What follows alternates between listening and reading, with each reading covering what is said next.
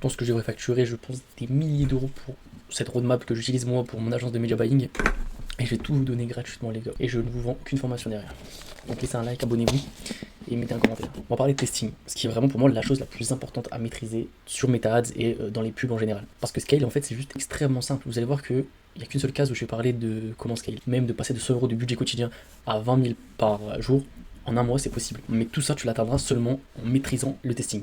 Semaine 1 de testing, ce n'est pas la semaine où tu vas trouver ta créa winner, ce n'est peut-être pas là que tu vas même trouver ton angle winner, c'est juste de la récolte de data. Tu vas payer Meta pour avoir de la data. Tu vas avoir un CPA à 90 à 140 €, c'est normal. Là, tu achètes de la data. Donc, pour acheter cette data, la meilleure chose à faire, c'est une campagne en CBO. Tu peux varier les produits, mais le mieux c'est d'en viser qu'un seul à la fois.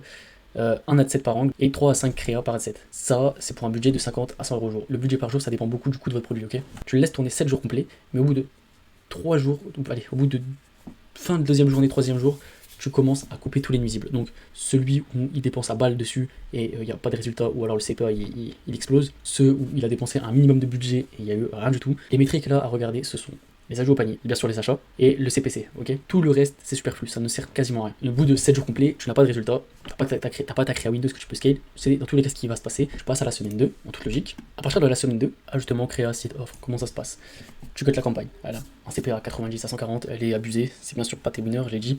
Donc en fonction des résultats, toutes les créas, tu vas les refaire. On les oublie, les créas, celles-là, tu peux les jeter, on va tous les refaire, et tu peux un peu itérer ceux qui ont le mieux marché. S'il y a beaucoup d'abordements au panier, alors l'offre est à revoir. S'il y a très peu d'ajouts au panier, voire pas du tout, le site est à revoir, la page produit, la page collection, peu importe, là où les clients vont est à revoir. On passe à la semaine 3.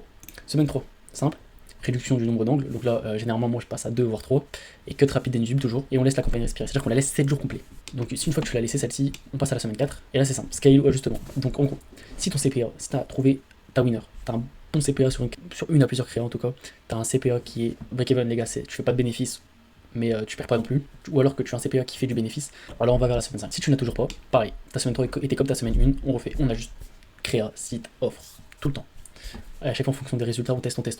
Et ça peut durer 6-7 semaines et ça peut durer 3 semaines. C'est vraiment, c'est de la pure analyse des données et créativité. Imaginons que ça s'est bien passé, tu as trouvé tes winners à semaine 4, semaine 5, qu'est-ce qui se passe? Donc winner, c'est-à-dire que vraiment, tu es encore à perte sur la campagne en général, mais tu as une ou deux créas qui vont à CPA à 5, 15, 20 € et eux ils te font gagner.